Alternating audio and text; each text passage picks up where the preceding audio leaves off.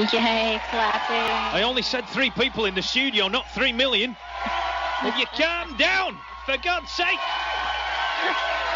Oh, back off, it's not Singapore. How'd you get that many people in there, Dave? My God, you want to see him in here? Oh, my God. Good job I've had the coil fitted. I'm telling you. Oh, right. Oh, my gosh. Oh. The clapping. Oh, enough. Yes. Welcome to The Heartbeat, everyone. Thanks, Dave, for that intro. I have James Roberts with me today. Good morning, James. Good morning, Christine. How are James. you? I'm very well, thank you, Dave. Thanks for having me on. You're very welcome, sir. You're looking well. Oh, cheers. I appreciate that. You're more than welcome. Yeah, It's the it's like psychic noon side there of me. for y'all. Sorry? Yeah, well, it's the psychic side of me, I've told you. I had a girlfriend that finished with me once before I even met her, but that was another story. But anyway. Oh, my goodness. Oh, Dave. Oh, my gosh. So I'm honored to have James with me today. Let me tell you a little bit about James, and then I'm going to give him an opportunity to sort of introduce himself. But James is a transformation coach doing some fitness, nutrition, and mindset coaching. He's a 2-time Paralympian, podcast host of The Mindset Athlete, member of the North Wales Basketball Club, and he's also a fellow writer at One Tribe Magazine with me. So welcome, James. I'm so honored to have you here with me today. Thanks again, and thank you for the introduction. Yes. So tell us a little bit about you. We have about an hour, so we're just going to launch. Where do you want me to start? I don't know. You have so much knowledge to share. I think I was just reading on some of your social media about a little introduction that you gave not too long ago, because you have quite the following, and I think it's really awesome that you sort of introduce yourself every so often. And so I think it would be just helpful just to share, just a little tidbit, and we can dive in after a bit too. But why mindset coaching, I guess? I think it's a passion of mine, and I think it's down to my core beliefs of, and looking at your question that we're going to go into later on, I think it's deep rooted with me, and it's kind of makes me tick. It's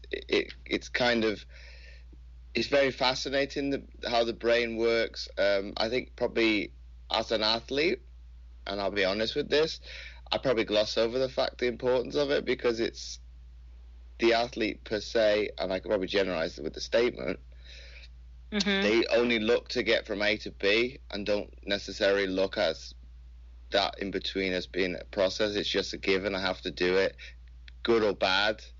I'm going to do it anyway, because I think they have it is a kind of a positive outlook on things. I'm going to do it. I'm passionate about it, and I'll take the consequences as a given. Whereas I think maybe with the general populace would think to things of those extents as, I'll use the terms loosely, like barbaric, it is crazy, why would you want to do that to yourself? Whereas when somebody is very passionate about what they're doing, they'll do it anyway. Okay, the lucrative aspect of the professional athlete being able to be paid to do that, I think is a bonus. That's like amazing to sort of describe it like that. It's a passion. And so I think what's really interesting in this intro that you shared was that being born with a disability, you might think things to be adverse, and that you would have a chip on your shoulder and an axe to grind, and that's simply not true. And we're going to dive into that. So I think what's really, really important for people to understand is that you have been just immersed in this mindset probably since a very young age, right? Well, yeah, it's definitely, and I'll use the analogy of so people can kind of get a picture of it. I was thrown in at the deep end from a young age. I think it's an old school way of doing things. But I think it does make people, well, in the simple term, sink or swim. You find a way to find a solution to a problem. And I think my family doing that to me from a young age and not mollycoddling me has probably put me in that positive mindset. It's like, well, I'm not going to be put in a bubble. I'm not going to be, to a certain extent, wrapped up in cotton wool. and fend for myself and go from that basis and not use it as an excuse, as rightly so to a certain extent I could do, and not use it as a mask to hide behind, and I'm going to push through, just to use my words, to use my point, to kind of push through those barriers as, okay, it's a roadblock, it's a stumbling block, okay, whatever, I'm going to do it anyway, kind of mentality. Yeah, and we're going to definitely jump into that later on to this morning and during our hour. And I think it's like that enough leverage to get you somewhere, and I want to definitely talk to you about that. And so now that we've done our intro, let's do a quick song. And when we come back, we're absolutely going to just go for it. And we're going to take a listen to ABBA, Voulez-vous. And Dave, thanks for making me speak French today. I got it. And we'll be right back on The Heartbeat. Oh my gosh, that's how I would say it, Dave. You're listening to Expat Radio, beaming out across France and around the world. Anyway, welcome back to The Heartbeat, everyone. We have James Roberts with me today, and I'm honored to have him here. And we're going to start jumping into some of his story. And so I guess my question, James, is you just chatted with us about, the approach that your folks sort of did and your family did with this whole sink or swim sort of idea, and how do you feel like that has shaped you today? If you could share, that would be great.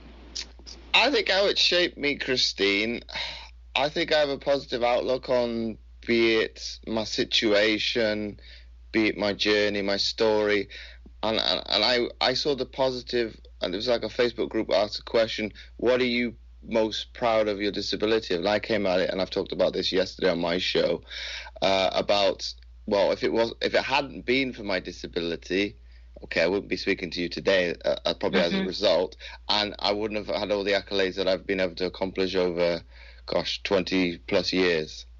Right. So when you look back at those moments in your life, does any one stand out to you more than another of those 20 some years? What, from a good or bad perspective? Well, that's up to you. I would love to hear, of course, positive things, but I think that there are those times in our lives when we have those moments where they're not so ideal, but they help shape us into the person that we are today. So anything I think that you could share with the audience would be super inspiring. I go from I'll call it negative. It is probably a learning curve, more to speak, than something bad. But I would say the moments of probably my life that have been defining, I would say probably the one that's most poignant to me is probably as a teenager, because I had this, I would call it identity crisis. Any teenager, be it, will have it to some degree, in whatever fashion that may be.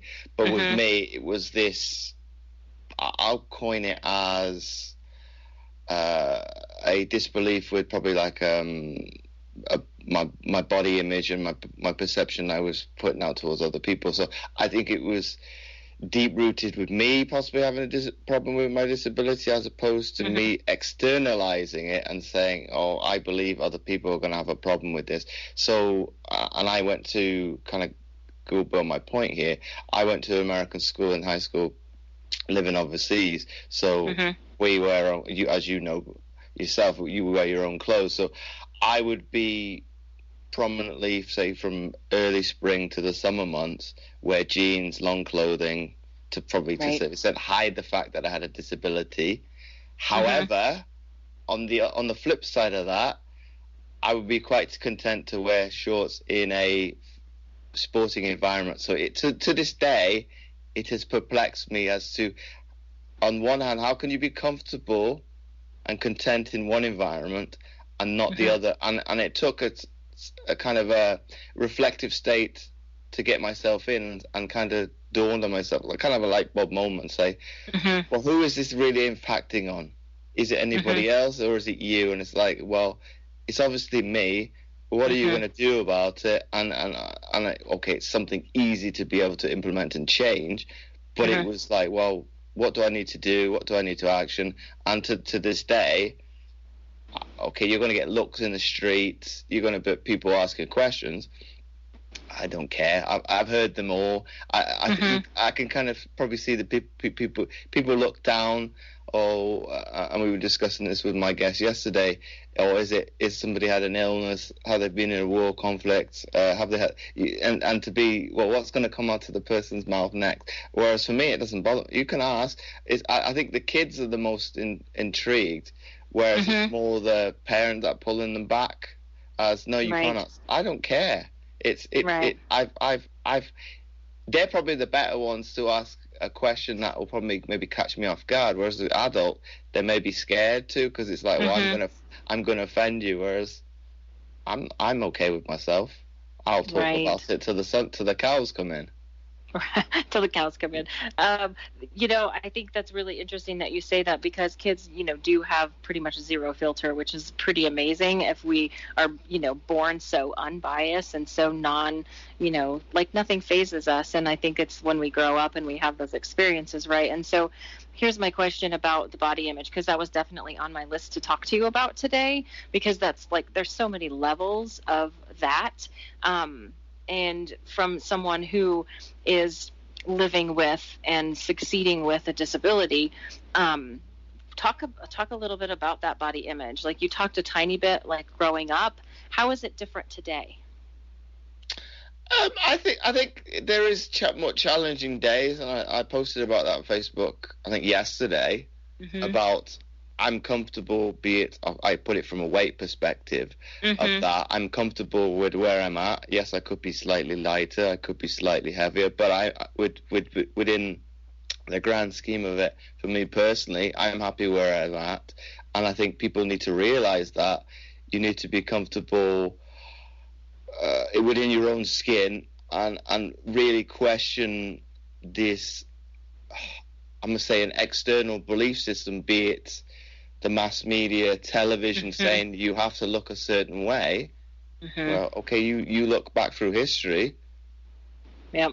Be it Marilyn Monroe and things of that nature from a female perspective, that would be, in this day and age, okay, I won't say unacceptable, but it would be perceived, as she is overweight, whereas that was a natural figure and people wanted to emulate that. Whereas I think nowadays, with this body image, people want to look a certain way, but if they actually looked down, probably deep inside within themselves, is that really what you want to achieve?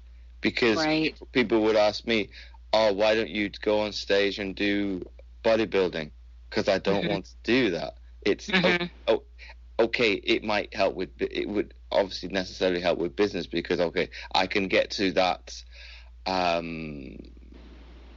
physique in terms of the regimentation of it, but I also know by speaking to people that get themselves in that kind of shape, we will look at it from the cons of doing it. What are the negative aspects of being at that tip-top condition? Obviously, you can't do it 365 days a year, which social media alludes to the fact of that. And I think people think of, well, oh, that person portrays life to be perfect all year round. And the BBC did a documentary looking into that fact. Okay, I would say that was the only positive of the documentary. And the person they interviewed said they bank on the fact that they'll do a photo shoot, I don't know, 2-3 times a year, and they will use all those photos from those 3 sessions to what the word I want to use, collate their images, on a daily basis, so it looks like, I look like that all the time. But they were brutally honest and being transparent, which, okay, I would say probably at least 50%, maybe higher, won't do that. They'll be, I do that all the time, and I'm going to kind of hide behind this mask. Whereas, okay, from a picture perspective, I might paint a pretty picture, but the content that goes with it is probably as truthful as I can get at times. Sometimes I'll go deeper. That post that you mentioned in the introduction, I won't say it was on the spur of the moment that I wrote it, but I was kind of feeling in that way, okay, let's reconnect and be as authentic as possible. I have no problem saying that. I even joked around with it, and I, as I was writing it, I was having a laugh and a joke. Well, let's throw a bit of sarcasm in there to a certain extent, and play around with it, and be okay. I am content with my appearance, so to speak, but I'm not painting over the cracks and say it is all sunshine and roses and the sun shines up my backside. Because that's not true. Because it's like, well, okay, I didn't go into the details of those bad times, but they existed. Yeah. I think people appreciate that honesty and that authenticity, like you were just talking about. I think that's what makes people really want to connect with you. And like I said, you have a lot of people that have connected with you. And I got to connect with you via some mutual connections on social media. And I even went through one of your week-long sort of focused programs, which was really, really cool. It was at a time when I really couldn't focus. I had some family health stuff going on, but it was a really great program. And when we come back after this next song, I definitely want to dive into, programs like that. I want to talk to you about fad diets if we could, maybe talk about sleep, and then talk about the mindset stuff. And so as always, time flies when we're having a great time. And so let's go listen to some Boyzone, Love is a Hurricane. We'll be right back with James on the Heartbeat. Right, we're going back live to Christine this afternoon. Welcome back to The Heartbeat with my special guest, James Roberts, today. And thanks for the Boyzone. That's a fun song. And so here's my question, James. We were just chatting on break a little bit. And before we dive into some mindset stuff and maybe some, tidbits and takeaways for our listeners today, when you talk about feeling okay with yourself and loving the body that you have, fad diets are everywhere. And so what are your thoughts on some of those? I mean, from a professional, it would be awesome for people to hear that. Well, without bashing them too much, Christine, I think this is where people need to realize that there's no difference between, say, keto, what used to be Atkins,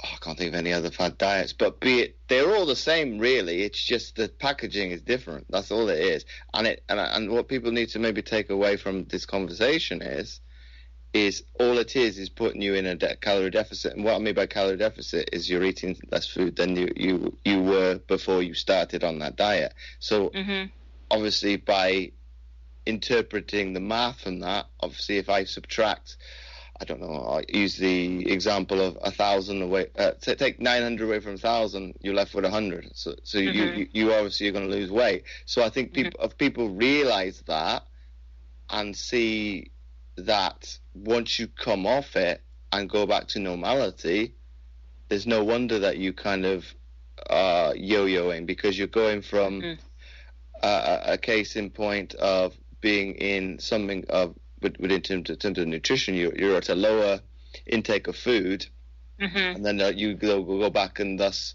go back to normality, and then you increase, and you don't know what that actual numerical number is. Right. It's obvious you're going to put that weight back on. I see it as black and white, and I think this is where people maybe overcomplicate nutrition and think of it needs to be more complicated than it is. It's not.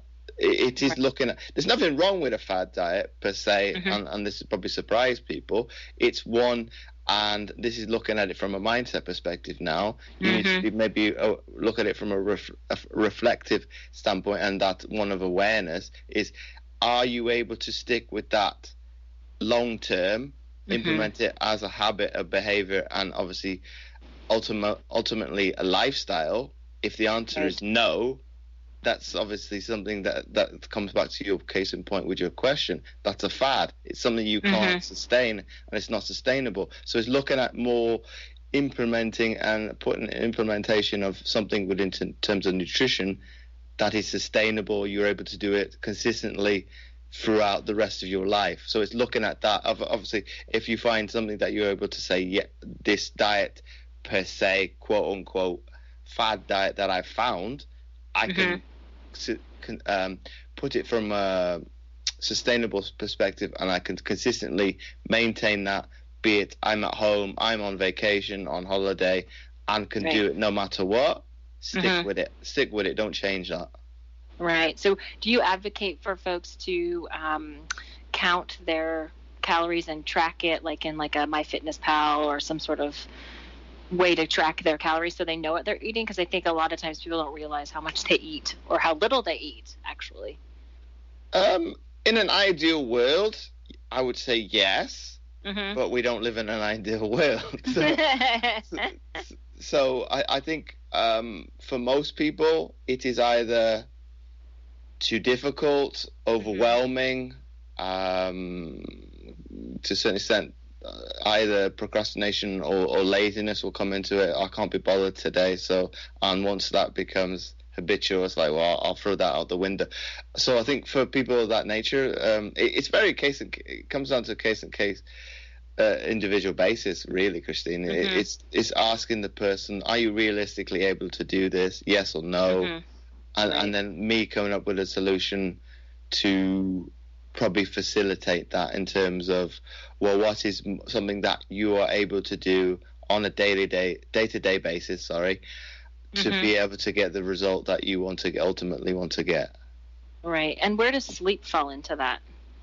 That's a massive one. It would be, I think, because people put it from a perspective of a chart perspective, should I say, they would probably put more importance on some people probably put training first, nutrition second, sleep last.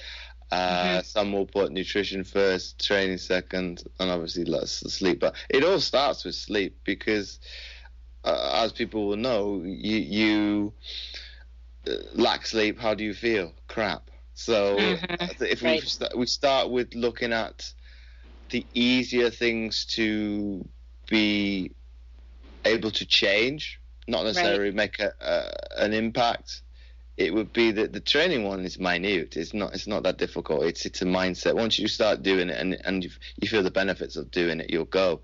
Whereas nutrition, it's breaking most times years and years of repetition.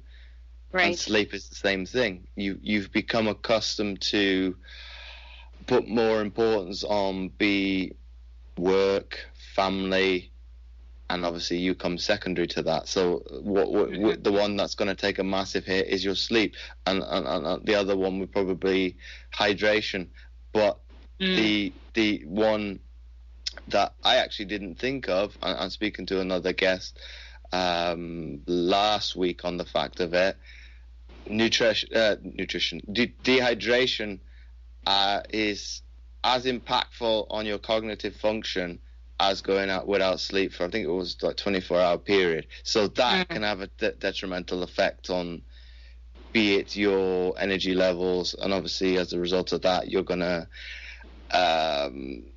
raid the biscuit tin, go to the cookie jar, and you obviously subsequently, most people, if they're honest with themselves, will feel guilty because okay, I've done something that I don't necessarily agree with. However, and this is probably where, coming from my perspective, your body is naturally craving something to get those energy levels so that you can function. So it's only doing something that is hardwired to do. So I think if you're aware of that, and this is where the environment plays a massive factor to your eating patterns and obviously people that you're around, you have to be aware of, well, what impact is that having on, be it my habits, my behaviors, my eating patterns, for be it not necessarily a negative perspective, but also a positive one as well. Because people will say to me, well, how do I go from a meal plan or a regimen nutrition-wise that is very, I'm not going to say restricted, but very dictatorial in terms of, I tell you from a recommendation standpoint now, and I wouldn't I would say it's not black and white. That's a recommendation.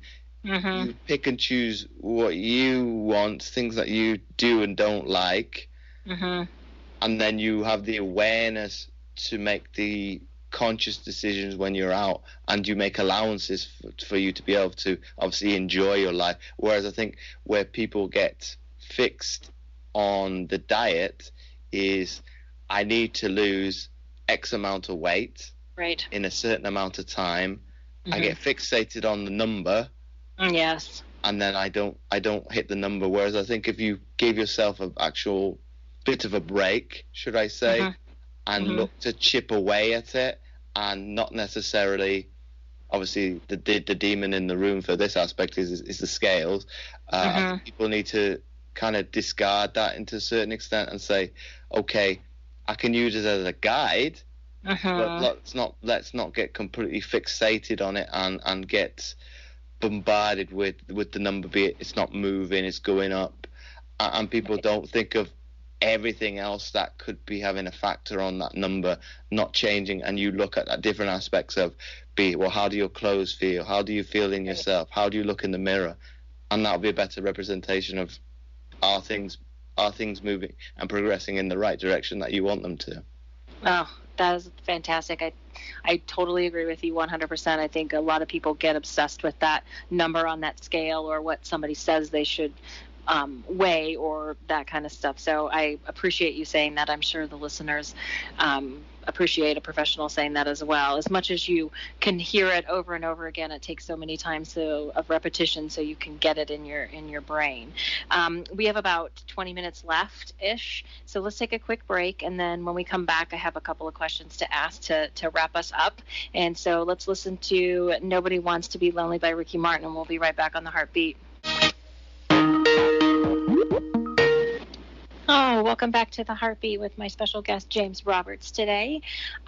We have about 10 minutes left, and we were chatting on break about the last bit of our conversation about why does it take, I don't know, what did you ask me, James? I was trying to think of the word myself before we came back on. I think, why does it take validation from an expert to make you be consciously aware that you necessarily, and I'm prolonging the actual question now, but to validate your actual thought process?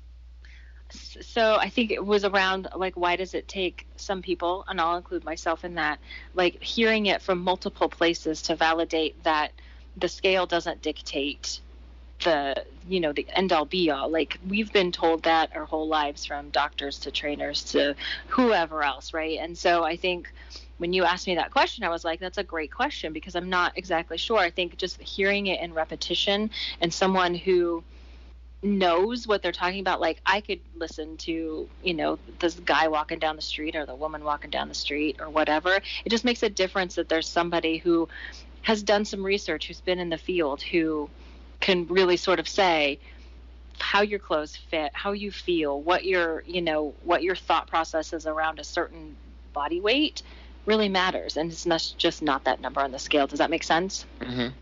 Yeah. So that was sort of my answer to that. So I loved that conversation offline that we just had. And so before we forget, I want to make sure that you can share with everyone how they get a hold of you if they want to work with you. And like I said earlier, I did a little mini program with you, and it was awesome. And so if anyone wants to get a hold of you or follow you or work with you, how do they do that? You can find me on social media, be it Facebook, Instagram, Twitter, LinkedIn, all at James O. Roberts 11. So obviously type in the social media URL before that, and you will find me on those platforms. So they're all the same. So be it whichever's the most convenient to you, reach out, and I'll do my best to get back to you as soon as I can. Fantastic. And so I ask most of my guests who come on with me a couple of questions. And so my question to you is, how would you describe the difference, or what is your definition between bravery and courage? Oof, that's a good question. I would say, and this is probably sitting on the fence to a certain extent, I would say to a certain extent there's no difference. Okay, I'm thinking of it from maybe a military perspective as it takes it's a courageous act, and one of bravery is the same thing, that in itself the same thing, because they're going to try and help another person with no actual endeavor for themselves. Be okay, from a safety perspective, it's life or death, but and I think it's the same with me. It's a willingness to help anybody, and you're not expecting anything in return. I think that's beautiful. I think a lot of people see the people that are in the helping field as they're really getting something, and whatever it is that you're getting in return, like that extra oomph to keep going, or that feeling of, yes, I've contributed to something greater than myself. So I really like that answer. And then my next question is, my coaching practice is around working towards a life, like living from a whole heart. What if I were to ask you, what does living a wholehearted life mean to you? I would say it's something of balance, and I did I'll call it a motivational content video with one of the other photographers at the club I go to, and he loved the end quote that I use at the end. Life is very much like scales. You've got to have an equilibrium. Otherwise, you put too much weight or importance to be it, I don't know, family life, more importance towards your work, and obviously, on the flip side, yourself. You put too much importance on one, you become unbalanced. So you become, as a person, unhinged to a certain extent. And so it's keeping that conscious awareness on yourself, as it's okay to say no, to keep that equilibrium balance, and putting that selflessness towards yourself. Be it, okay, for me it's a little bit easier because I've only got to kind of switch on the athlete mentality, and people think, and people, okay, they don't like it at times because I was very single-minded and very focus driven in terms of what I wanted to achieve. But if I can switch that on occasion, say no to people is very easy. So I think most people, and what I take on from what I'm saying, is not feel guilty to doing that, and having and setting a time, and I call it me time, as a giving. It's no ifs or buts about it. It's set in stone, and it's not going to budge for anybody, no matter what. Okay, the worst case scenario, okay, it may change, be it like a life or death situation, or it may involve family. Okay, that I can move. It's because it's still technically family, because I may not have seen them for a long time, and I still get the benefits of the social interaction, and obviously the people that really, really deep down do care about me. So I think it is being able to get away from people in sense. Okay, we are hardwired to be communal, but taking that time for yourself to be able to relax, wind down, and be at one with yourself, and probably get to do the things that you deep down wish you could do, would like to do, but don't get the chance to do it. Well, this is your opportunity to be able to do that. Yeah. Oh, yes. That's I don't have any words. I think that was really a beautiful way to state that, because you're right, it's a balance, and it's not putting too much weight on one side or one thing, or because we all do that. It's like kind of human nature, so that awareness piece is huge. And so we didn't even really get to chat about this basketball club, and so I just want to touch base on what does that bring for you? Like, I love to see the videos, I love to see the pictures of you playing basketball. It's really phenomenal. So what does that bring for you? What does it bring? That's a good question. I would say to a certain extent escapism, and talking about my me time.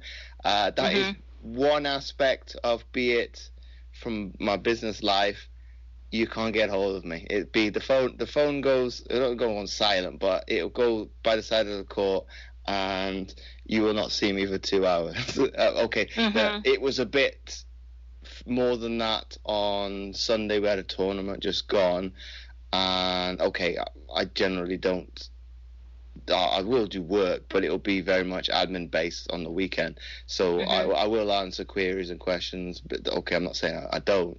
But with that one, I think we started at 9 o'clock in the morning and we finished at 6 o'clock in the evening for that tournament. I didn't look at my phone at all. So I would catch up with those messages when I was finished. But those that I put that importance as the escapism that I talked about. Be it okay, I get a kick out of it. I get the enjoyment factor, the social aspect of it, and it's a chance for.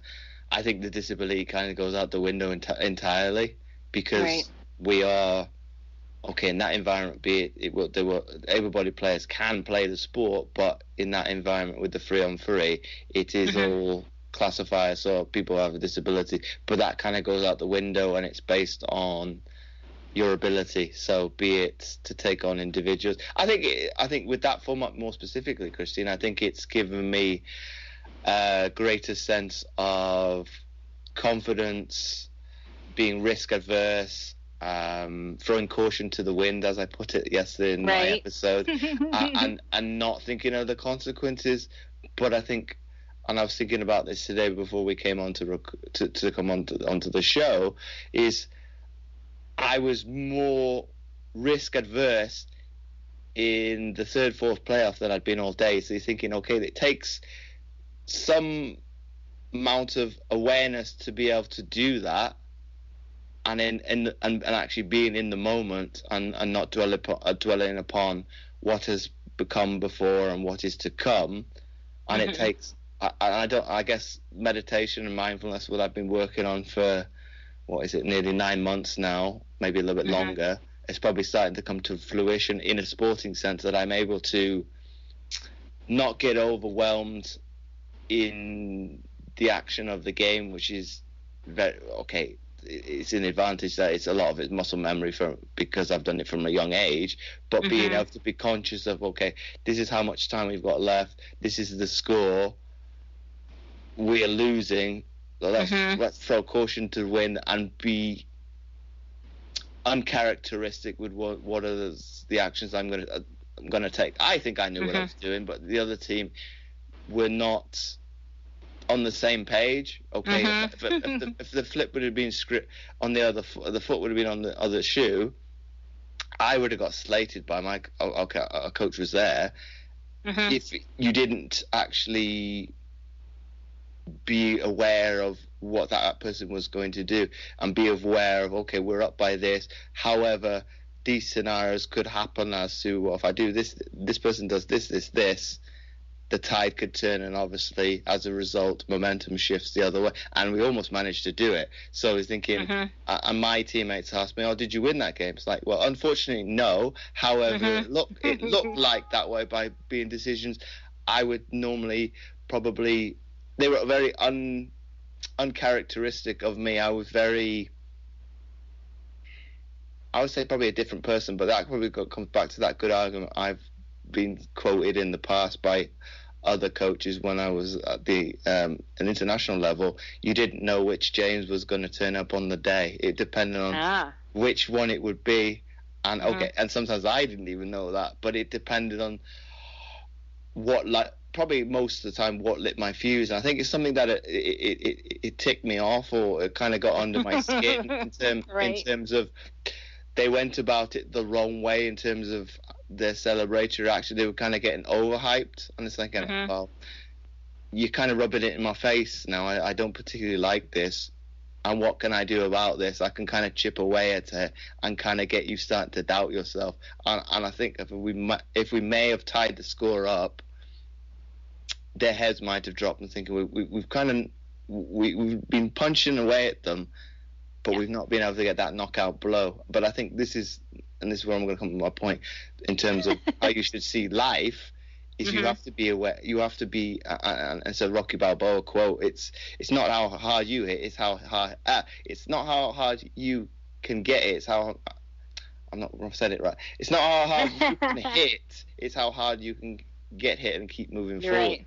And be very much in that way of thinking. Is life is not a given. It's going to hit back, and you've got to be aware of that. And and talking to the guests I had on yesterday, when you do come to that adversity, you do hit